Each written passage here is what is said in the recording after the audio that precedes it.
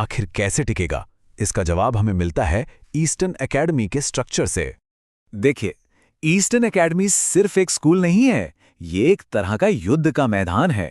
यहाँ स्टूडेंट्स को 3 ग्रुप्स में बांटा गया है और इनके बीच की दुश्मनी ही कहानी को दिलचस्प बनाती है।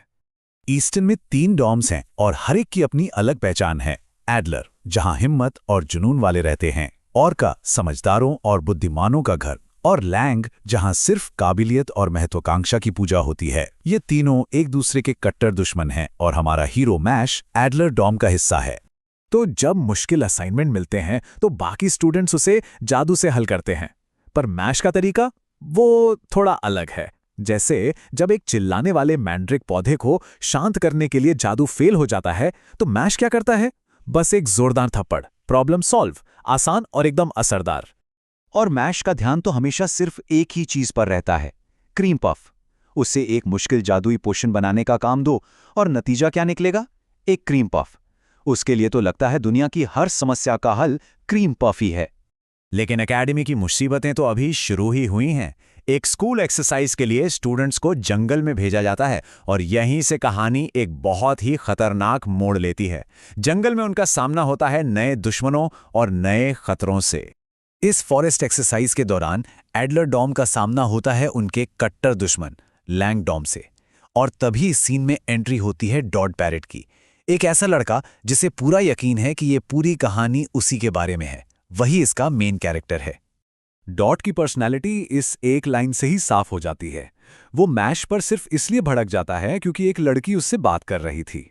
उसका एक अजीब सा मानना है कि दुनिया में लड़के लड़कियों का अनुपात एकदम बराबर होना चाहिए।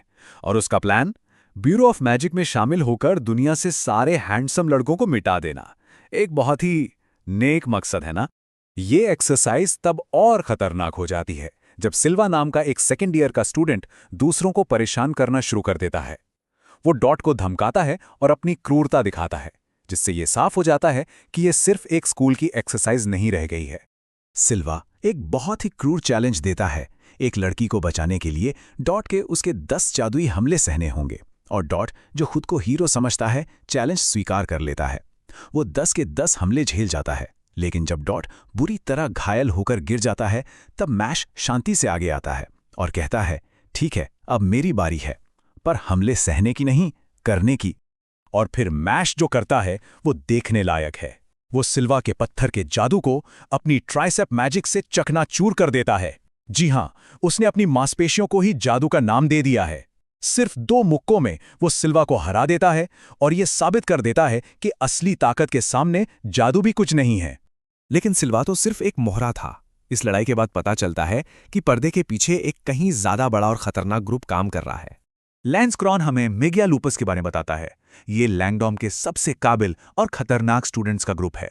उनका एक ही मकसद है, सारे जादुई कॉइन्स इकट्ठा करना, ताकि उनमें से कोई एक अगला डिवाइन विजनरी बन सके, जो इस जादुई दुनिया का सबसे शक्तिशाली जादूगर होता है।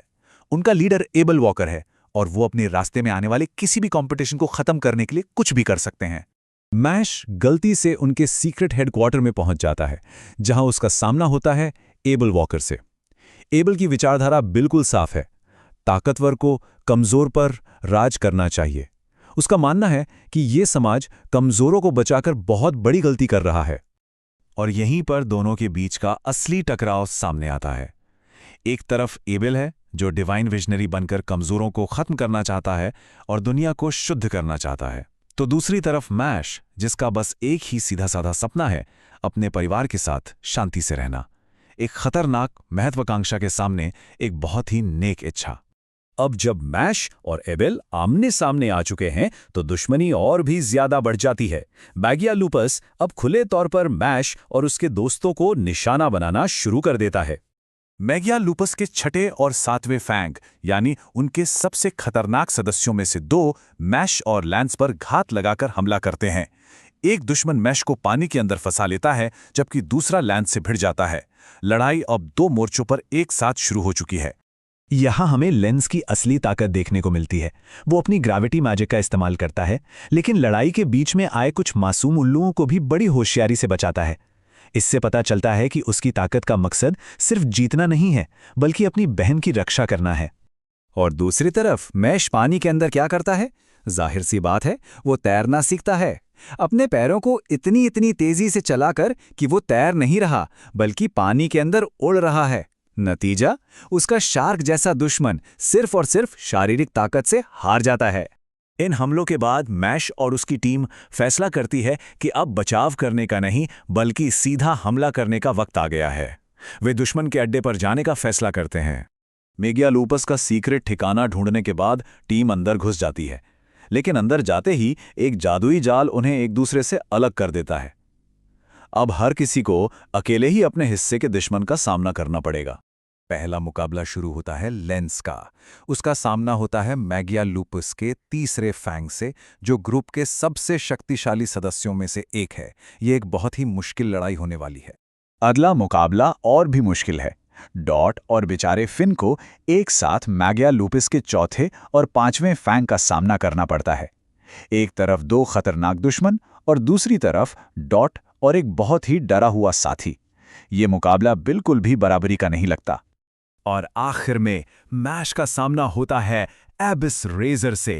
एबिस सिर्फ एक बहुत तेज स्पीडस्टर नहीं है, वो मैश का सबसे बड़ा राज जानता है कि मैश के पास कोई जादू नहीं है। तो सवाल यह है, क्या सिर्फ ताकत के दम पर मैश एक ऐसे दुश्मन को हरा सकता है जो उसकी सबसे बड़ी कमजोरी के बारे में जानता हो? क्या मैश और उसके दोस्त मेगियालुपस को रोक पाएंगे?